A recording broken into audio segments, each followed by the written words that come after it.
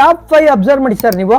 Gujarat Titans, Delhi capitals, RCB, Punjab Kings, Lucknow super Giants. ಈ top 5 ಅಲ್ಲಿ ಒಬ್ರು ಒಂದ್ಸತಿ ಚಾಂಪಿಯನ್ಸ್ ಆಗಿರೋದು ಗುಜರಾತ್ ಟೈಟನ್ಸ್. ಅದು ಯಾವಾಗ 2022 ಅವ್ರು ಫಸ್ಟ್ ಇಯರ್ ಆಡಿದಾಗ.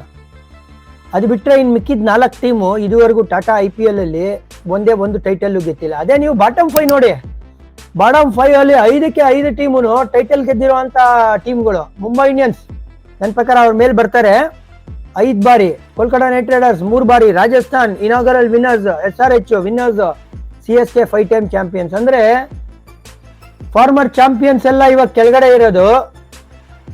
ಈ ಸತಿ ಟಾಟಾ IPL ಅಲ್ಲಿ ಹೊಸ ಬೆಳಕು ನೋಡ್ತಾ ಇದೀವಾ, ಹೊಸ ವಿನ್ನರ್ ನೋಡ್ತಾ ಇದೀವಾ, ಅದ್ರ ಲಕ್ಷಣಗಳು ಕಾಣಿಸ್ತಾ ಇದೆಯಾ ಇಲ್ಲಿ ಅಂತ ಕೂಡ ನನ್ಗೆ ಅನಿಸ್ತಾ ಇದೆ.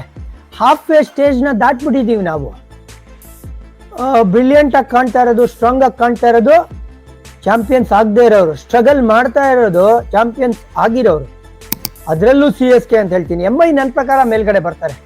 ಸೊ ಹಾಫ್ ವೇ ಸ್ಟೇಜ್ ಜಾನಿ ನಿಮ್ಮ ಪ್ರಕಾರ ಯಾರು ಬರ್ಬೋದು ಪ್ಲೇ ಆಫ್ಸ್ಗೆ ಅಂತ ಹೇಳಿದ್ರೆ, ನೋಡಿ ನಾನು ಹೇಳಿದ್ದೆ RCB, Punjab Kings, Mumbai Indians, SRH ಅಂತ.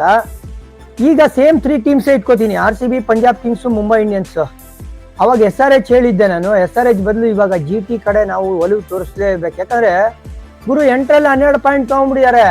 ಇನ್ನು ಉಳಿದಿರೋ 6 ಗೇಮಲ್ಲಿ ಅವ್ರು 2 ಗೇಮ್ ಗೆಲ್ಬೇಕಾಗಿರೋದು ಪ್ಲೇ ಆಫ್ಸ್ನ ಸೀಲ್ ಮಾಡಕ್ ಆಲ್ಮೋಸ್ಟ್. ಯಾಕಂದ್ರೆ 16 ಪಾಯಿಂಟ್ ಬಂತು ಅಂತ ಹೇಳಿದ್ರೆ ಒಂದು ಸ್ಲಾಟ್ನ ಅವ್ರು ಬುಕ್ ಮಾಡ್ದಂಗೆ ಲೆಕ್ಕ ಆಗುತ್ತೆ.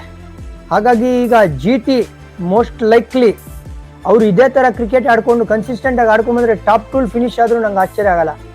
ಯಾಕೋ ಡೆಲ್ಲಿ ಸ್ವಲ್ಪ ಹಾದಿ ಕಳ್ಕೊತಾ ಇದ್ದಾರೆ ಅಂತ ನನಗೆ ಅನಿಸ್ತಾ ಇದೆ.